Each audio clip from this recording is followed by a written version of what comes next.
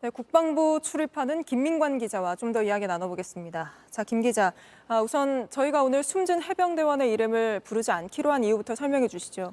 네, 일단 관련 보도들로 진실이 밝혀지기를 누구보다 원하는 건 바로 유족들일 겁니다.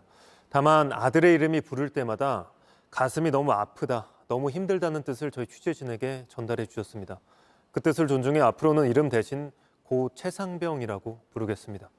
네, 수사까지 막혀서 정말 참담한 심정이실 텐데요. 근데 저희가 그 해병대 수사 보고서를 보니까 국방장관까지 쭉 결재를 밟아서 검토하고 사인한 게 확인이 되던데 근데 국방부는 왜 이걸 그저 중간 결재라고 했던 건가요? 일단 이 문건들을 보겠습니다. 저희가 이 확보한 문건들인데 바로 박정훈 전 수사단장이 차례차례 직접 보고를 했던 문건들입니다.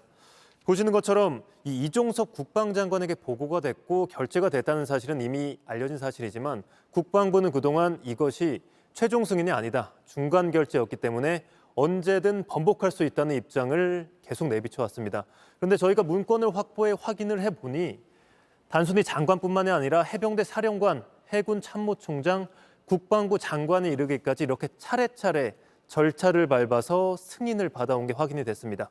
즉 승인을 받을 때는 지휘 계통을 따라서 차례차례 절차를 밟았는데 이를 무효화시킬 때는 전화 한 통, 쉽게 말해 말 한마디로 번복하려고 했던 겁니다. 그런 일이 군에서는 흔한가요? 흔하지 않습니다. 흔하지 않기 때문에 외압 의혹이 나오고 있는 겁니다. 네, 특히 국방장관은 군의 최고 책임자인데 국방장관이 사인한 게 다음날 뒤집혔다는 데서 여러 의혹이 나오고 있죠. 근데 그렇게 한 이유를 두고도 지금 말이 엇갈리고 있지 않습니까? 그렇습니다. 국방부는 하급 간부들을 혐의 사실에 빼라 이렇게 지시를 했다는 뜻이었고 이 박정훈 전 수사단장은 초급 간부, 하급 간부가 아니라 해병대 1사단장의 혐의 사실을 빼라는 외압을 받았다. 이렇게 반복해서 주장을 하고 있습니다. 제가 그래서 이 11쪽 분량의 보고서를 확인을 해봤습니다. 먼저 분량면에서 가장 큰 부분을 차지하는 건 임성근 1사단장의 혐의에 대한 부분이었습니다. 하급 간부들의 혐의 내용은 현장 안전통제 미흡이란 식으로 간략하게만 실려 있었습니다. 따라서 상식적으로 경찰이 이 보고서를 넘겨받아서 수사를 하게 된다면 가장 먼저 수사선상에 오를 인물은 사단장이 될 것으로 보입니다. 게다가 그동안 군이 초벌 수사를 해서 경찰로 이첩한 군 사망 사고가 모두 6건이었는데 네. 이 중 혐의 사실을 뺀 건 한 건도 없었습니다. 아, 그렇습니까? 그런 면에서도 이번이 좀 이례적인 거군요.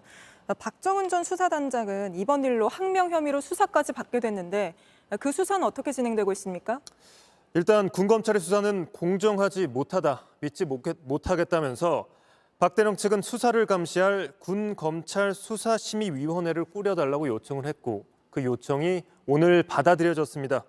하지만 이 위원회에는 박 전 단장에게 외압을 행사했다고 주장하고 있는 이 국방부 법무관리관이 포함되어 있어서 공정성 논란이 여전히 일어나고 있습니다. 이에 대해서 국방부는 법무관리관은 위원회 구성뿐 아니라 의사결정 과정에도 참여하지 못한다. 이렇게 해명을 내놨습니다. 네, 원래 이게 다 숨진 상병의 억울함을 풀어주겠다고 시작한 거였는데 일이 이렇게 되면서 유족들의 억울함이 정말 커지고 있습니다. 계속 취재해 주시길 바랍니다. 김민관 기자였습니다. 안녕하세요. 뉴스룸 앵커 한민용입니다. 오늘도 JTBC 뉴스룸을 시청해 주신 여러분 고맙습니다. 오늘 저녁에도 뉴스의 현장에서 찾아뵙겠습니다.